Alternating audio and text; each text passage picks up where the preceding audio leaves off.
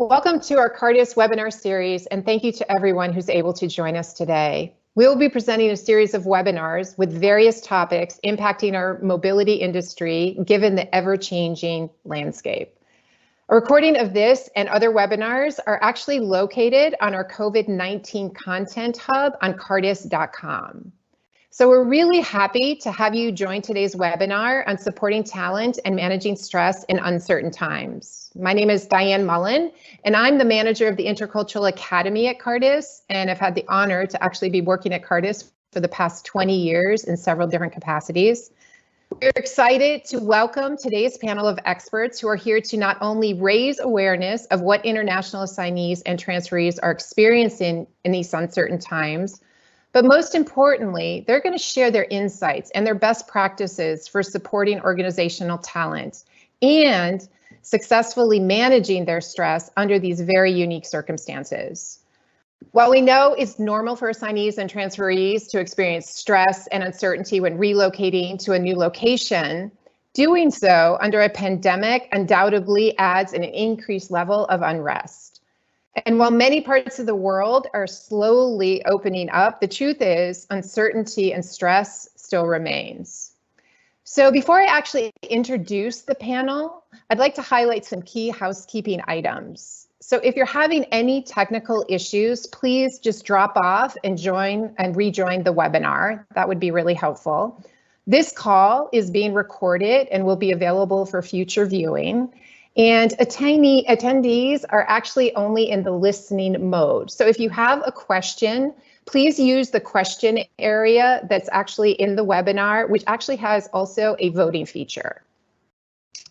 So I know that the panel will be very engaging with their topics. So if we're not able to get to all questions, we'll be sure to have our panelists give their perspective on top questions and send it out to everybody who joined us today. So with that, I'd actually like to introduce our panel. They're going to be sharing their insights on this very timely topic. We have Michelle Keach. She is a strategic leader of talent mobility and immigration function at Biogen, a leading biopharmaceutical company overseeing the global movement of talent, cross-border workers, and immigration. Michelle's actually based in Raleigh-Durham, North Carolina. So welcome, Michelle.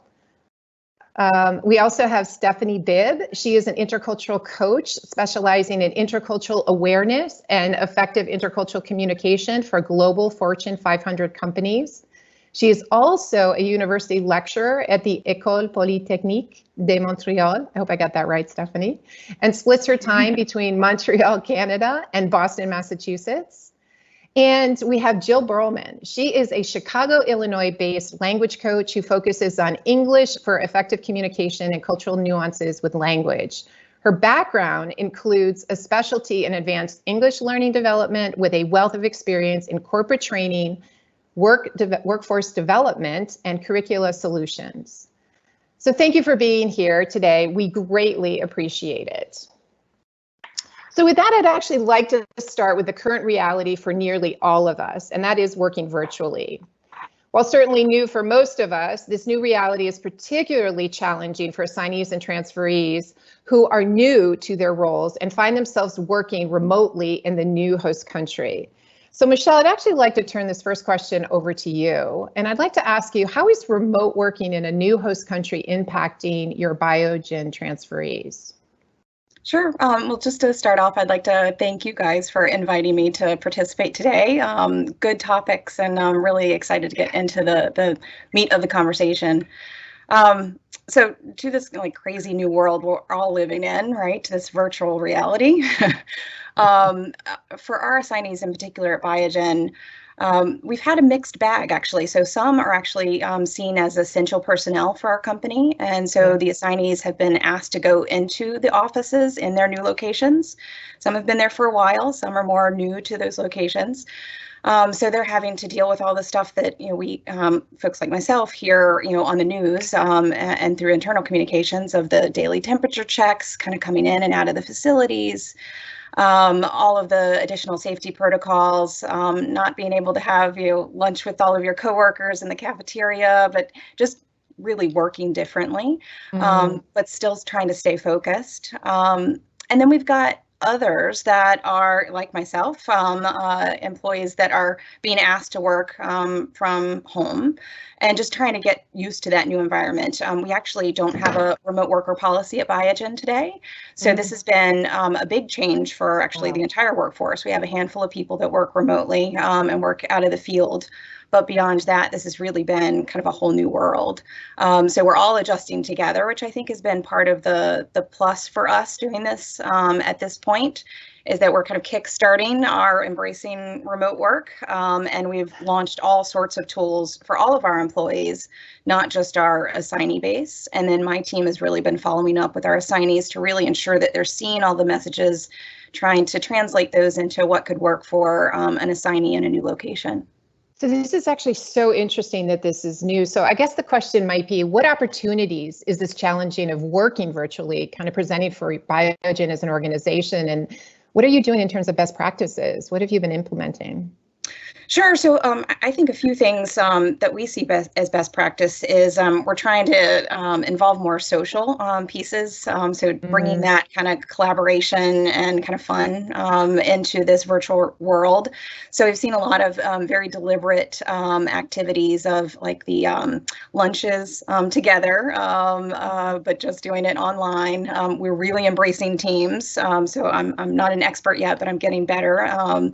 So we're using those newer technologies, at least newer to Biogen, and embracing that very quickly as an organization. We've even had like wine times later in the day, so if people want to join, they can have more social time, and exploring all of those things with the assignees, but across Biogen.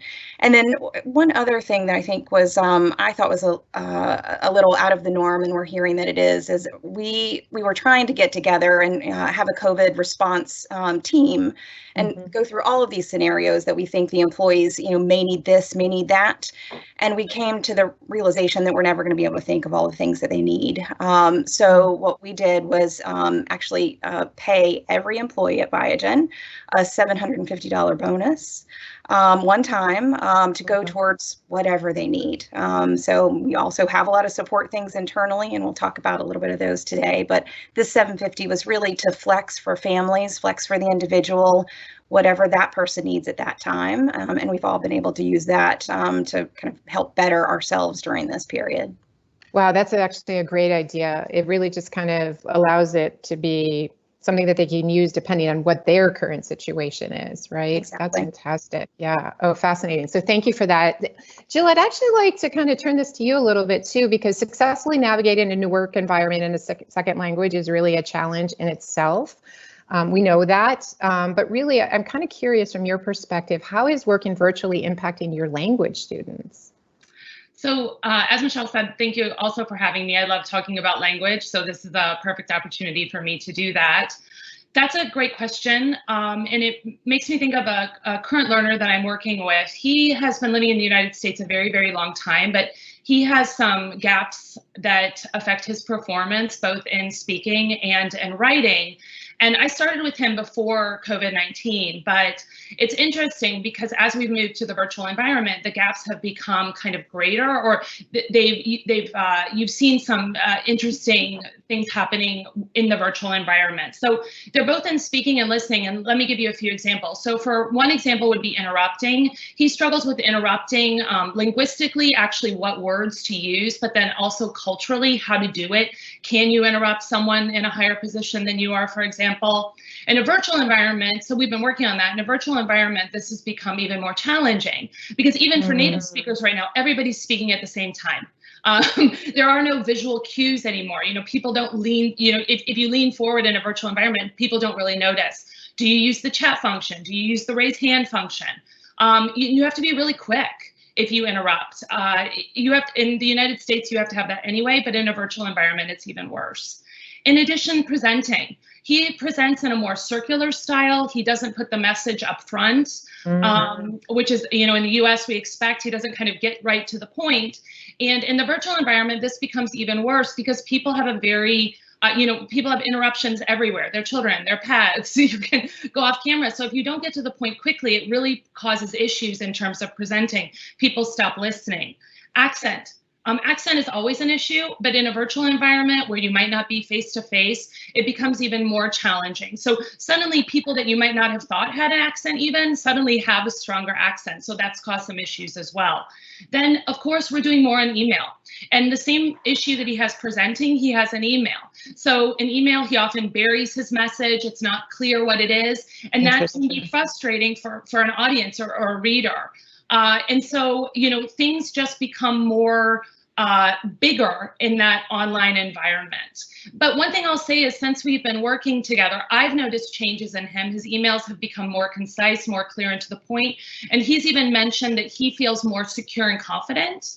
And I think that's what it's about. It's about making my learners feel that they can become successful in English in this online environment. So it kind of is that segue into opportunities, right? Yeah. So, what opportunities is this challenging working environment presenting for your organization or for language students, I think this is a good opportunity for companies to really think about providing this language and I think cultural, because culture is such a part of language, support to assignees or employees so that they can become more secure, more confident, and then thereby becoming more efficient and productive in their work.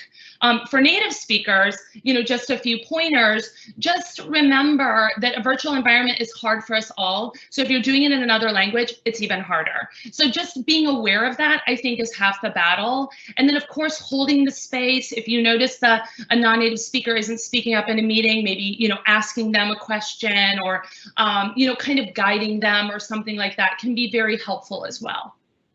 Wow. Okay. That's great. I love that. Okay. So Stephanie, I'd like to turn it to you because from your perspective as an intercultural coach, what is the biggest challenge that new assignees are facing when working virtually? What are you seeing there?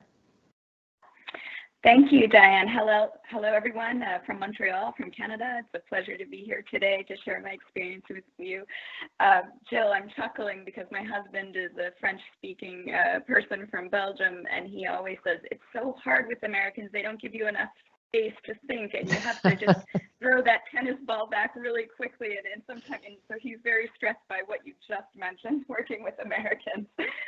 So yeah, I think some of the biggest challenges, traditionally as a cultural coach, a lot of our work was done face to face, and so we're people. We're used to being in people's homes, sometimes in their offices, and kind of making that really deep connection. Obviously, with COVID, we've transitioned to a more virtual environment, of course. And so, like Jill was mentioning, she mentioned security and comfort, and that's a core part of cultural coaching work as well. So obviously, we have to establish those relationships in a different way. And on a very sort of fundamental, basic level, one of the challenges that I've been noticing with my participants in my cultural coaching sessions is they're just not set up, especially if they've just arrived from abroad. They're in their new country. Lots of times they're in a temporary housing situation before they get into the permanent housing. And, they're in a situation where they're in a sort of apartment hotel. It's not really theirs. They don't really have a formal lease. And they're not set up with the IT. Wasn't the initial plan was not to be working from home. So there've been lots of IT challenges. Not having a video camera, not having a comfortable desk and a chair. So Michelle, I'm thinking about that $750 bonus that you mentioned. This would be perfect for buying, a comfortable desk chair. So I have, I'm working with people that are sitting on a sofa, and now they've been sitting on a sofa in their temporary housing for 8 weeks, or maybe 9 weeks, depending where they are. So, some of those IT challenges are major, just getting a secure connection. Especially, I'm working with a lot of people in the pharmaceutical industry, so this has to be, private and secure connections, and companies aren't necessarily set up to give IT support virtually. That wasn't sort of part of the plan, especially when there's sensitive emails being shared, et cetera. So I'm working with one participant who just, by the time we got to our coaching session in the evening, she said, Stephanie, I'm so tired, my neck hurts so much. I've been spending 10 hours a day in front of my mini laptop. And in her case, she's managing a team, and she's managing a team that she has never even met face to face. And for the first 6 weeks of her assignment, while in her temporary housing, she didn't even have a webcam on her laptop. Oh, So wow. very difficult for her to build relationship and rapport and to manage a team of people that she's never met.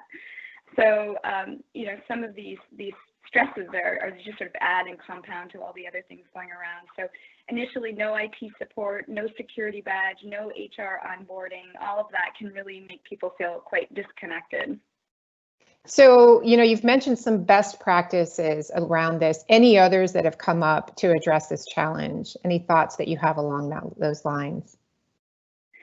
Well, of course, hindsight is 2020, and I appreciate what Michelle said by just realizing, we can't imagine every scenario and be prepared for every scenario. But, just thinking about IT and some flexibility about virtual sort of IT onboarding, virtual HR onboarding, and just sort of thinking about how, sort of in a worst case scenario, how can we still connect our employees electronically, but also emotionally to the company. So thinking about just having some perhaps nimble procedures and processes in place. Thinking about getting people set up from working from temporary housing. Temporary housing is really different than from home. I mean, sometimes you're in almost a hotel situation. So that's even different than working from home. So that's just a sort of added level of complication. And I think, once things are in place, the cultural coaching piece comes in and allows us to sort of be a friend and someone that they can talk to and someone that they can just sort of, release that sort of breath of, oh my goodness, all the stress of being on camera and going from meeting to meeting to meeting. And then it allows us to get them in a sort of more comfortable place where we can start thinking about effective strategies for working. But I think the sort of fundamental need is just sort of getting the HR onboarding and that sort of virtual IT setup, because without a camera, it is an additional challenge, I think, and it's very difficult to be leading a team of people that you've never met and that you can't even see. Yeah, and it's so interesting, right? It's because it's about taking care of the basics, right? And it's something that each of you have kind of talked about, which is so critical in order for everybody else to kind of, or for them to kind of get on and do the work. Okay, so thank you guys. That's actually very fascinating. I kind of want to move on to another topic right now, because interestingly, one of the results of this pandemic is that many assignees are separated from their immediate family as well as their closest support networks. We know that some families actually arrived in their host country while their families, some employees or transferees actually arrived in their host country while their families actually stayed in the home country. And actually others may have arrived in the new host country with their immediate family, but find themselves separated from aging parents, maybe adult children, grandchildren. So there are also those who've arrived to a new host country at the start of this pandemic and find themselves pretty isolated, having no new connections and really without the ability to integrate into their community. So Jill, isolation and family separation presents tremendous challenges for non-native speakers. So what challenges are you seeing and what opportunities does this situation present in terms of closing performance gaps or adjustment gaps? So I like how you pose that question as a way for opportunities. So especially in some of my learners I've seen that might be here alone or just arrived, why not make one of your first contacts as your language trainer? Someone who's going to help you kind of navigate the linguistic waters. And one thing that I have noticed, interestingly enough, is it's a great time for learning right now. And for a lot of my learners and assignees, they are, they really have high motivation to get better. They see kind of some gaps in their learning, and they really want to stay motivated to get better. So I gave the examples of the virtual meetings. All these things are happening virtually now. So it's a virtual learning environment to practice virtual linguistic and cultural issues. And so it's kind of a perfect way for learning. In addition, I found for a lot of my assignees or a lot of my learners that they have time to focus now. They're not running between buildings. They're not doing an hour commute. So they have a little bit more time to focus on the language learning piece, and then also to put it into practice and reflect. So I feel that a lot of my learners currently have been making great progress because they've actually been able to really take some time and put things that we've talked about into practice.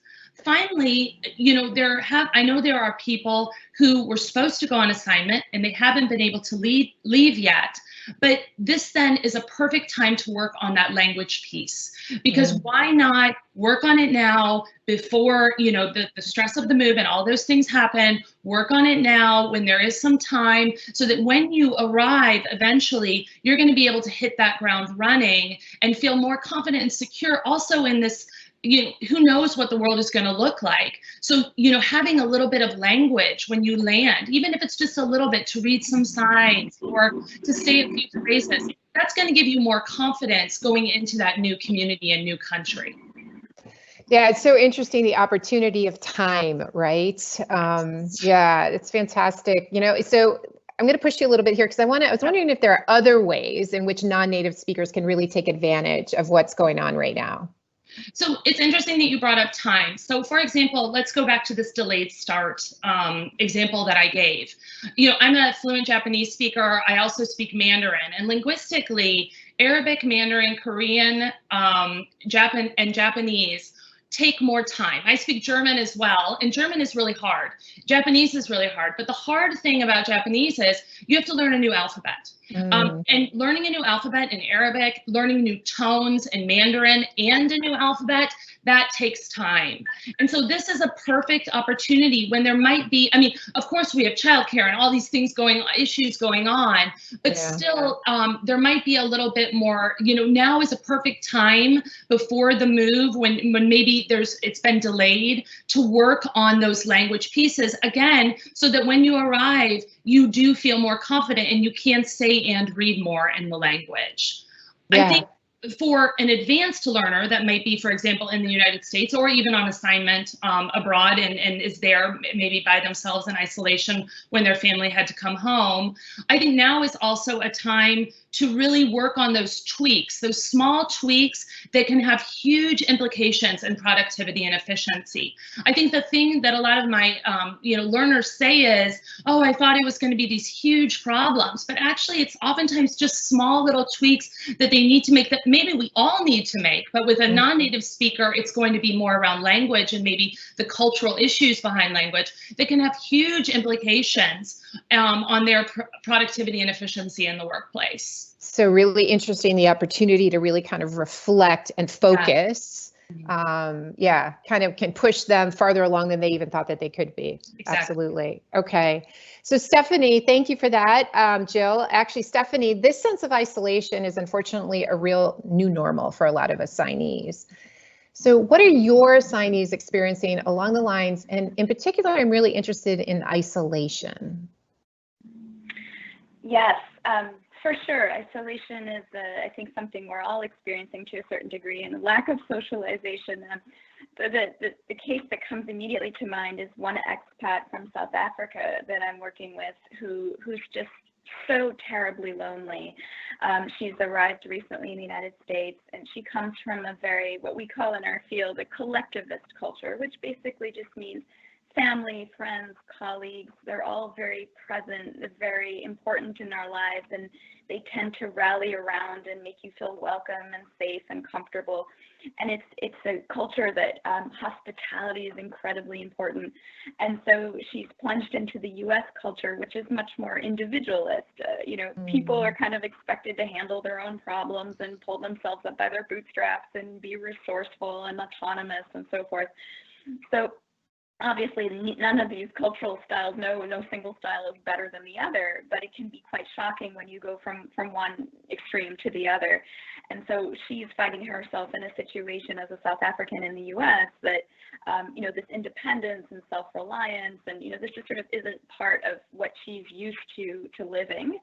And it also, her perception, and of course it's just perception, but her perception is, hey, these people aren't really taking care of me. They're not looking after me. And, they just send me a little email once in a while checking in saying, how are things? And yes, it's COVID, and yes, there's isolation and all these other, physical isolation, but she feels quite lonely, and there's definitely this feeling of sort of fragmentation and almost marginalization in a way. So that's something that she's dealing with, and of course I have the great privilege of working with her in a virtual capacity to explain, this, don't take it personally. This is a cultural thing. This is the way Americans function. So we're kind of actually using it as a sort of learning moment. And another thing that comes to mind, another scenario is just the kind of, obviously, the fear of COVID, but that's exacerbated when you're in a new country and you're just thinking about, here I am completely isolated. I have no idea how my new health insurance works, especially in the United States. Health insurance is a bit mysterious, private health insurance. Lots of countries in the world have a socialized free plan, so it's fairly obvious. And so you're kind of thinking, I've heard all these nightmare stories about, expensive hospital visits. Is that going to be covered by my plan or not? What if I get sick? What if I get COVID? What if my child gets sick? Where is the nearest hospital? I haven't even had a chance to really go around this new city and discover it. And what's the difference between urgent care and an emergency room? In my country, we don't have urgent care versus ER. What is that? So, lots of sort of compounded fear because you're physically and emotionally isolated in this new country. And just kind of even wondering, what if I get sick, COVID or not? Who do I call? I don't really know anyone yet in this new country.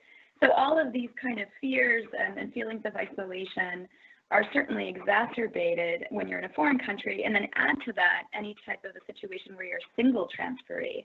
So you have no friends, no family, no one to sort of lean on, and that really can relate to a strong feeling of marginalization, I believe.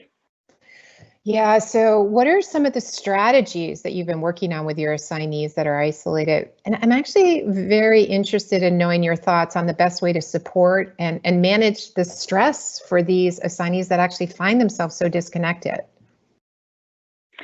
Yeah, I mean, I think, like I was saying, the one example that comes to mind with the South African woman is we're kind of turning it into sort of a learning moment. So that's a wonderful thing, and it's really nice because the cultural coaching with her was authorized immediately upon her arrival. So that was great. We could get the ball rolling and sort of put it all into context and then sort of make sense of it and take away that negative perception and realize, okay, this is just a cultural thing. It's not that nobody, that people have just abandoned me and they don't care about me. Yeah. So that's one thing for sure. Internally within corporations, I think if you can think about different, a mentor, a buddy, some type of internal link that makes that person feel connected to the organization, especially someone who's relocating as a single person. And I think this becomes more important during a COVID situation, but even without COVID, I think this would be just kind of best practice. Give them a link to the organization. My role is a link to the culture, but then having someone that's sort of looking after them, just much like a student arriving at a new school, they'd be assigned a buddy, and that buddy would sort of be their point person. And not necessarily, it doesn't actually, I would even recommend that not be a boss or have any kind of a hierarchical situation. Maybe another expat who's already been through it, or someone, perhaps in this case, an American who has been abroad and who can sort of relate to that experience. Another idea would be some type of expat forum or discussion group, perhaps within the organization. So maybe connecting current expats with more experienced expats, people that have what we call global nomads who've been on a couple of assignments and they've kind of learned some tricks and what helps them get through culture shock. And culture shock can be a range of feelings. It can be just a really horrible day or week and a terrible blue feeling. It can also be pervasive. It can last a couple of months. So it can really kind of fluctuate from mild to severe. And in some cases, it can be paralyzing. And we kind of have some exaggerated but rare but sometimes very serious sort of worst case situations where there is such a feeling of fragmentation and isolation, and usually compounded with a number of other issues. But sometimes these do end up in what we call quote unquote failed assignments, which are stressful, they're costly for the organization, and obviously something to try to avoid. So I think if we think of Maslow's hierarchy of needs, you need that sort of the physiological needs, the food, the sleep, the shelter. The next one is the safety piece, and then the belongingness. And so, I think that sort of those phases 1, 2, and 3, we work very hard to help make people feel supported all along the process. Yeah. It's really about how to connect. Absolutely. Because we know community is so critical to the success of these assignments. So thank you, Stephanie. Michelle, I'm curious, what are you seeing in regards to family separation and its impact on Biogen transferees? And maybe some of the best practices that you guys have been putting in place to support these transferees who are separated from their family members. Sure. I actually really enjoyed this dialogue. I was scratching down a couple of notes on what we probably should be doing for a couple of additional steps. I love the buddy program. We don't have an official one here at Biogen today, but I think this is something we could kind of cobble together pretty quickly. We do unfortunately have a few different cases in our assignee population and our one-way transfers where they've gotten separated from their family. So we've had a few particular cases that have been a little bit more challenging, and having to, our role in mobility is to really help to, reach out to them, make sure that they do know that they have a lifeline, someone that's been there with them from the beginning. And so we've been trying just to communicate a lot, over communicate, I guess, if that can be done. And really try to see if we can find solutions for each of them. So one person in particular is actually a domestic move, but she was getting ready to put her house on the market, she was going through a downsizing, her kids are in college. So they had done a discard and donate and sold all sorts of things. It was going swimmingly. And then, the stay-at-home orders were put in play. And the colleges, stopped, and so the schools were sending the kids home. So the kids returned back, and they had already gotten rid of their, their furniture for the beds, this, that. So we just took the stance that, this was completely out of the employee's control, and we wanted to make sure that that family unit got back together and those basic needs were covered, as Stephanie was just mentioning, right? So we did a reimbursement for them to get them some basic things and get their household back together for this interim period of time. So kind of examples like that are what we're trying to do, of just, really listen to each situation and respond as we can. We have a relatively small population overall, so about 250 people that we move a year. So there's still, a lot of logistics there, but it gives us the freedom to be able to have these individualized, relationships. I did want to tell another example of, I guess, I call kind of making lemonade out of lemons during this time. We have a particular senior executive. He just got a large promotion last year internally, and it was going to be requiring him to go from the UK to the US on an ongoing basis. His family was staying in the UK. The work needed him very often in the US. And during the travel bans, he got stuck away from his family for longer period of time than he normally would. He would normally hop on a plane every few weeks and head back home. And he's a kind of pick yourself up by your bootstraps kind of guy anyway. So he really dove into using the cultural training, and he had done a portion of it early in his move process. And he kind of came back to it saying, I think this is a good time to take, use of this time and look at me and look at how I can learn from this time and use the resources that I have. So engaged with the intercultural coach and had some phenomenal sessions. He's just come out of it thinking more than just kind of his transition and kind of the typical things. He actually was really focusing on his leadership style during a transition like this in a new environment. And he really has taken a lot away from those coaching sessions.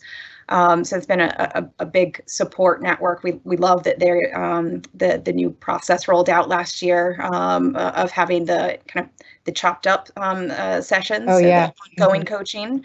That's been a real big hit for our organization. And then Jill was mentioning earlier of just using this downtime or this in between time to take advantage of a lot of the benefits that at least our Biogen transferees I feel like they often push off because we expect them to hit the ground running. So we're really encouraging all of our transferees and the assignees If they haven't been using their language training, this is a great time to look into it. And I know we have someone that got delayed, so they're supposed to be moving from the U.S. to Japan. It will be his first international experience ever. Hasn't even traveled that much from a personal perspective either, so it's a big move for him, he and his wife. And so they're really diving in to their cultural training, and have already had a good bit of that. And I know that Jill and team are looking for a Japanese trainer for him now to start those training sessions. So trying to take advantage, I guess, in some ways of this time that a lot of assignees don't get. Yeah, and so that's exciting to see that during these periods that they're really kind of diving in. I like the personalization piece of it as well, that each situation is different. And at the beginning, when you talked about communicating, one of the things that I find so comforting in this time is the communication piece of it. So I don't really think that there's too much over communicating. So I for one am grateful for that. I can only imagine what assignees and transferees feel because it really matters. So that's great stuff. I do love the idea of that buddy. I know, isn't that a good one? Yeah, just a peer to call, not just someone kind of from a corporate voice, but just kind of more of a friend to friend or colleague to colleague type of thing. So I'm going to follow up on that for sure. Yeah, and I think as Stephanie was mentioning, it's this whole idea too that they have shared experiences, someone who has a shared experience and can relate, because it is very unique what you experience as a transferee for sure. Okay, so I kind of want to switch gears a little bit here and talk a little bit about challenges unique to accompanying families. So other assignees, their situations are different. They're not separated from immediate family. While this is positive, the actual pandemic has presented many challenges for accompanying families as it's really kind of changed that kind of day-to-day situation that they experience. We find that many employees are working from home while children are completing school from home. And so the accompanying partners find themselves facing the challenge of establishing a household in a new host country under very stressful circumstances. They're experiencing things that along the lines of new challenges for understanding the local medical situation, new schools, local community. So Stephanie, I kind of want to turn this one to you, and knowing how to access family resources that are available in one's host country is a major challenge under normal circumstances. We know that, right? But I'm kind of curious if you could share how this challenge, this stress is impacting your assignees during these challenging times.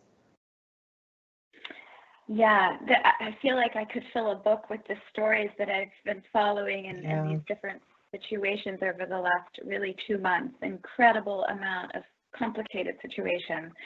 And just on a very simple level, I have a number of participants that I'm working with that have a family of 4 and they're in a hotel. If they're lucky, you know, they have a two room sort of suite hotel. So that in itself, just how do you work from home? And, you know, a hotel that's sort of minimally furnished and so forth. So just on a very simplistic level. But I'm thinking of a sort of more complicated story with a Nigerian family that I'm working with that has moved to Montreal, to Canada. Are you hearing me? Yeah, okay, I hear you. Sorry. Yeah, we can hear you. Yep, you're loud and clear. Just got a little note. I have a poor connection. So this Nigeria. So if you on a good day without COVID, imagine the differences between Nigeria and Montreal, Canada. Luckily, they did not arrive in February, so we haven't quite seen the whole winter experience.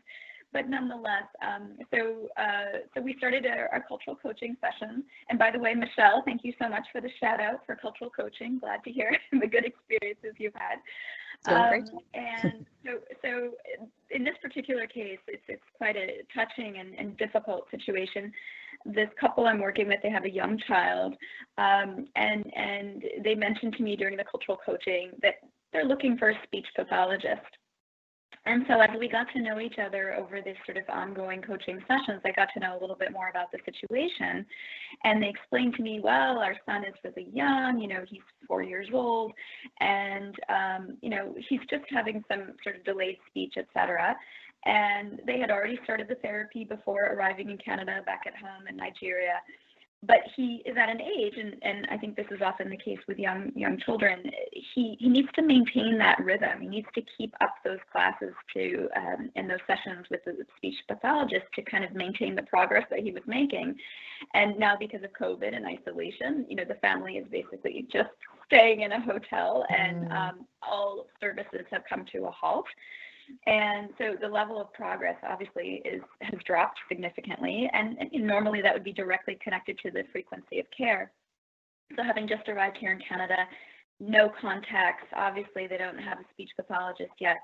So as part of the cultural coaching, I mean, this normally doesn't fall in the category of cultural coaching, but again, Maslow's hierarchy of needs, how can I talk about, you know, giving feedback in the workplace and decision making and dealing with conflict? How can we talk about those sort of business topics and so forth if the family's basic needs haven't been met?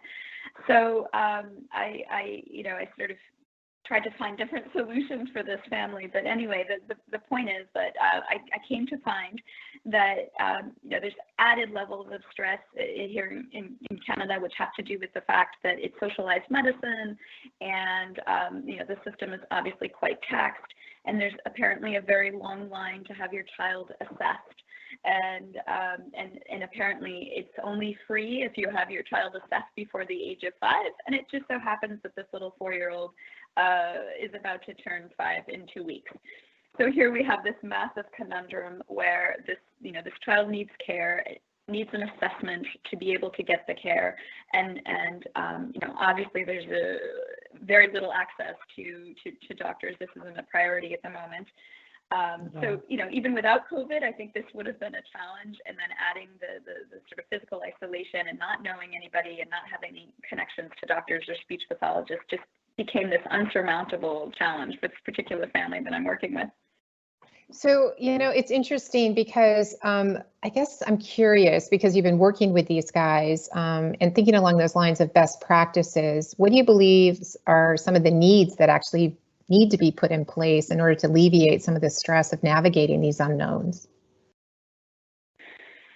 Again, I think, you know, hindsight is 20/20. No one expected life to go in this direction, but this particular family knew about the assignment since November.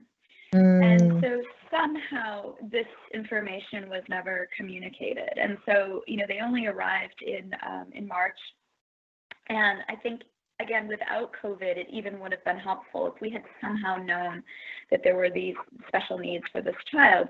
And in this case, it ends up that, you know, they were talking about speech pathology and linguistic delay, et cetera.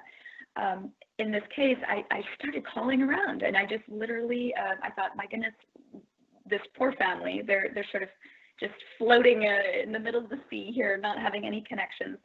And so I found a speech pathologist who spoke English, because that's another challenge. They don't speak French, and of course most things here in Montreal are in French. So I found an English speech pathologist who actually answered her phone and was willing to talk a little bit about this case. And I asked her to join into our coaching session. And I think in this case, because of the Nigerian cultural norms, there was this whole added level of perhaps a bit of embarrassment and shame, and maybe that's why this was never even communicated to the company. But again, it's somehow we could have done a more thorough needs assessment back in November. We may could have put some of those things in place to prepare this family so that when they did arrive, you know, they already had at least a contact or a connection. And in the end, this lovely speech pathologist joined into our coaching session. And I think also culturally speaking, I don't think they would have reached out. I don't think they would have just started Googling people and reached out. And you know, me sort of making that connection and making that introduction, it just sort of made sense, because they felt safe and comfortable with me. And now she was this unknown person. And it ended up being a really lovely conversation. We had reserved 15 minutes for the talk. It ended up being an hour. And in a sort of very warm and gentle and caring way, the speech pathologist did a little analysis of this 4-year-old over Zoom, and basically said, I mean, this was the hardest news for her to break, and we had a long discussion afterwards. She said, I think your child has autism. Yeah. So this just went into a, from a relatively simple situation to spiraling into a much more complicated situation. But so what I like sorry to interrupt, but what I like about that is really the piece of, thinking outside the box, right? Kind of going above and beyond in these situations, right? What else can you do? What else can you bring to it? Okay, that's really what we need to be doing, because it is so unknown at the moment. And what can we do? So I'm actually going to jump to Jill, because I'm curious, in your role, what challenges are you seeing for assignees and their accompanying family members who must communicate in non-native language? What are you seeing there? Thanks for the question. And I think both Michelle and Stephanie have hit kind of a lot of the things that I would like to talk about too, but it's been interesting language-wise. So one thing that I've noticed is a few spouses, as Michelle said, have put out their language training, even though there is more time, because they've been a little bit more overwhelmed on the home front with all these different issues. And so they haven't, they've had to take care of all these things where normally maybe the children would be at school or something like that. They're managing like online learning in another country. It's already hard to manage in your own country. And then on top of that, what's unfortunate sometimes for some of these spouses is they aren't able to take advantage of a lot of the opportunities, like going on a tour of the city or meeting new families or different things like that. So I think even in like this buddy system, thinking about the spouse as well, maybe, or thinking about how to get the family involved, so that they also can have some contact, I think, with the outside world. One learner I have, they just had a baby, and so they're really nervous about going outside. And so they've been getting all food delivery, like from a grocery store. And one of the food delivery, in the United States, going to the grocery store is so overwhelming already. Just the cereal aisle is full of so much choice, for example. So when you're trying to navigate it online, when you don't know any of the brands, when you don't know a lot of the words to type in and what it's called, and if you're at a grocery store, you can see the vegetable and just grab it. Who cares what it's called? But suddenly you have to have this knowledge of all this kind of odd vocabulary, laundry detergent, wipes, this kind of very specific vocabulary. And what happened is at one of these grocery stores, there was a window. And if you didn't order, when they were first setting it up, there was a window. And if you didn't order within that window, you would get kicked out. And so what are you suggesting? So what are you suggesting to these guys? So with them, I just, we just had I was doing language training with with the spouse, and we were working on email, but I just kind of, got in and just kind of said, okay, what do you need? We wrote down a huge list, and then I kind of told them the categories. I went on, kind of what Stephanie was saying, I went on, looked on the website. I was using a different grocery store, and just kind of helped them, like, this is what you need. And then also looked at other grocery stores in their area that maybe would work. But, it's just that stress, and then you're nervous already, and the baby, and then you can't even get food. It was challenging. I think another kind of thing that I've seen with the same family with the baby who just arrived is, my learner, he is having opportunities through work to use English and do these virtual meetings. But outside of that, think about all the opportunities: lunch, running into someone in the hall, going out for dinner after work. All of that is gone now, which of course then with language, you need to practice. You need to not just be practicing in a work environment, but you also need to be practicing in a social environment. So I think that's caused issues as well. So creating up opportunities for them to kind of practice that, kind of maybe to what Michelle was talking about, the socialization piece, maybe creating some, happy hours or lunches where they can actually get on and do that kind of stuff. Exactly. All right. So I'm actually, that's great. So let me turn it to Michelle now. I just want to watch the time here a little bit. So what are your transferees sharing related to challenges that they're experiencing with their accompanying partners and children in tow on these assignments? And really, what support are you guys giving for them? And maybe specifically, one of the things that we're interested in is, what are you offering to spouses and children related to mental health or wellness situations? Sure. So we're lucky. We have a phenomenal benefits package at Biogen. A lot of great partners, including Cartus, that we tap into, even, our partners, right? So what we've been doing, at least out of my center, is just, again, helping to recommunicate and ensure that our assignees and new transferees are looking at the information.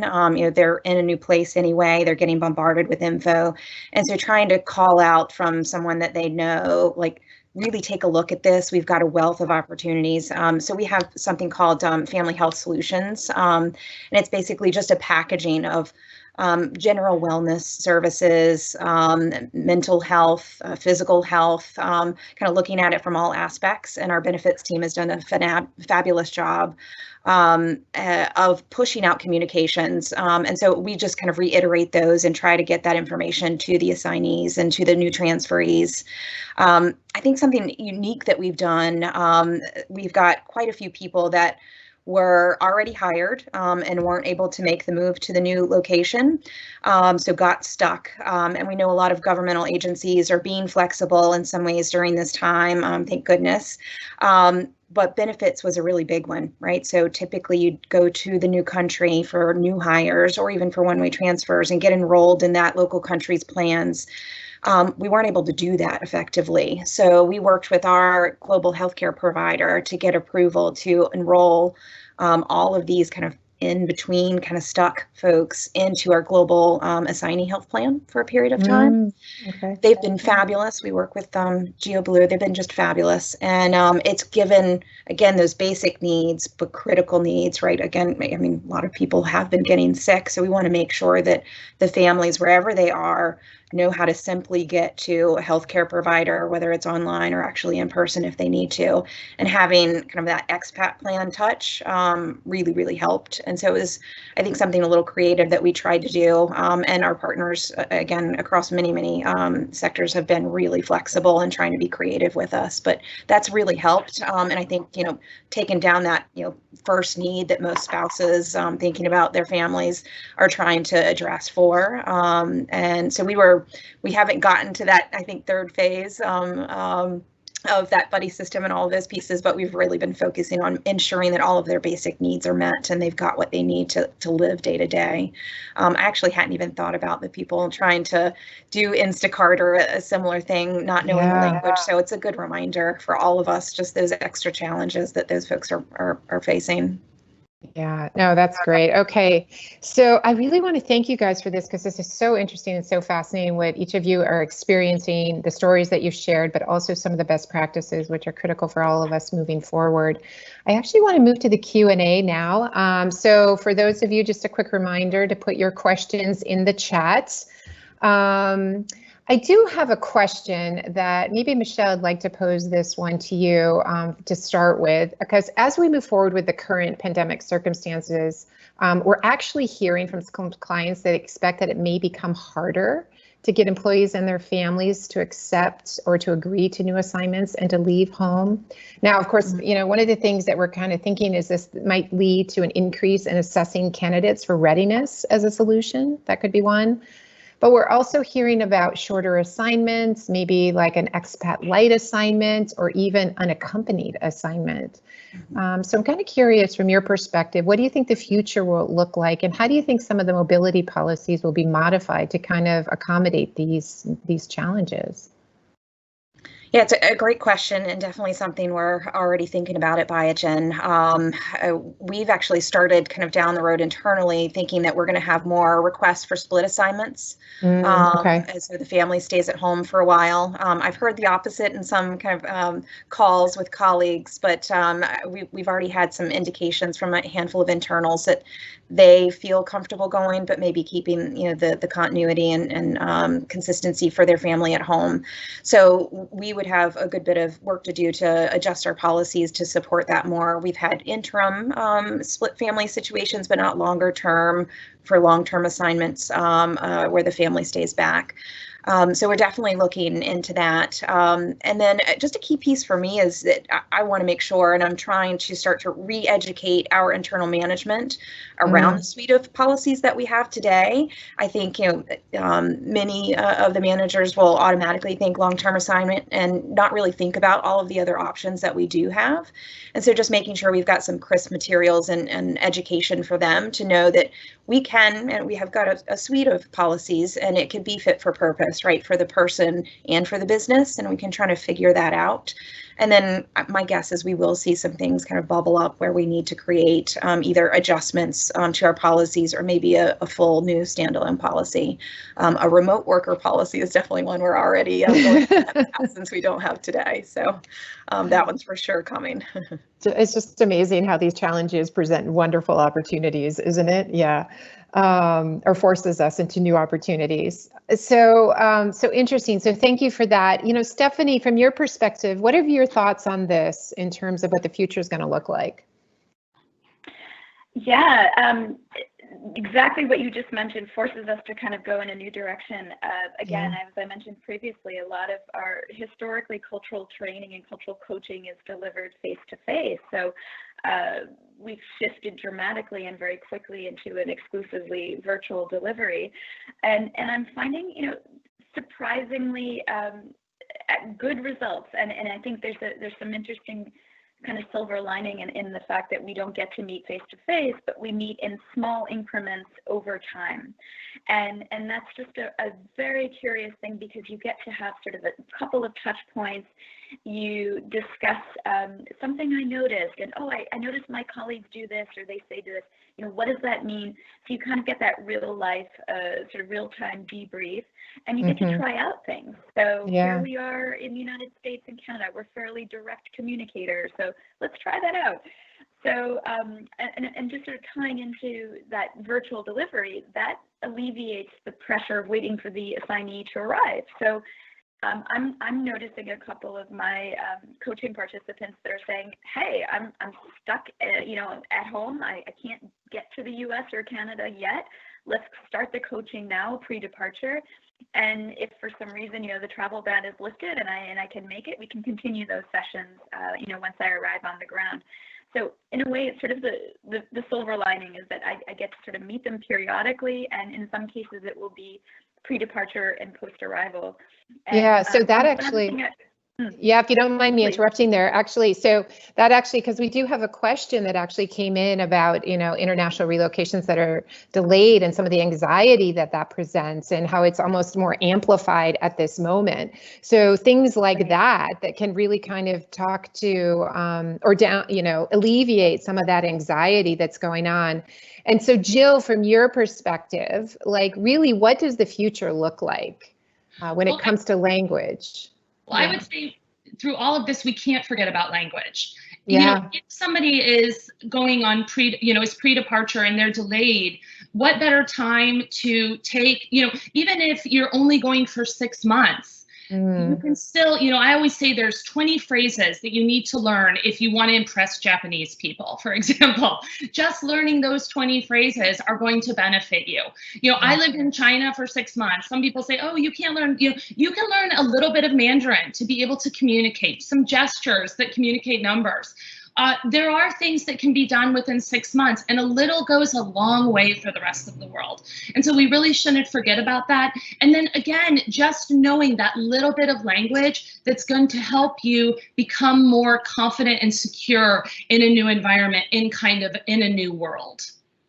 Yeah, that's great. That's great. Okay, so it looks like we are coming up on time, but Michelle, I actually have one more question for you. One of the things that came up in the Q&A is, as countries begin to open up, there's been a lot of talk about duty of care in global mobility. So I was wondering if you could actually comment from an organizational perspective, really to kind of talk about the idea of assignment readiness perspective to kind of help them both personally and professionally, and what Biogen has been thinking along those lines. Sure. So I think there's some things that we do really well on this front, and still some opportunity areas. What we do really well is we really, force is the wrong word, but we really encourage everyone to take a look-see trip. Right now, that is a little difficult, but that's our norm. And so we make the business pause a little bit and say, look, this family's got to make a well-educated decision and understand the environment that they're moving into and make sure it's going to work for them for the long haul. So what we're doing now is trying to work with actually some of the DSPs on virtual tours and, you know, baby steps, I guess, to get additional information to them before they go. But what we haven't implemented yet is a kind of a self-assessment tool or a more formal assessment tool for our assignee readiness. And it is definitely something that we've been talking about for the last several months. And I think more now than ever, that could be a really, really beneficial tool for us to put in place. If it was even just for the person to review their own readiness and kind of come back maybe in a coaching environment and have that dialogue to ensure that they're ready to make this big leap and that their family's ready to make the big leap. We certainly want to make sure that they're safe, they're secure, but also that they're really getting the most out of that opportunity. And it isn't always the right time. So we may have to make some of those hard decisions over the next several months in collaboration with the employees. All right, well, thank you. I want to thank all of you, the panelists today. I also want to just say that unfortunately we were not able to get to some of the questions that were actually in the Q&A, but please know that we're going to review all of the unanswered questions and respond to those as a follow-up to today's webinar. We will also share the recording. Thank you, Michelle, Jill, Stephanie, for sharing your thoughts today. It was most interesting and most welcome, so thank you very much for your time. I'd also like to thank all of you who joined us today on today's webinar. Have a nice day, a nice evening wherever you are, and thank you again.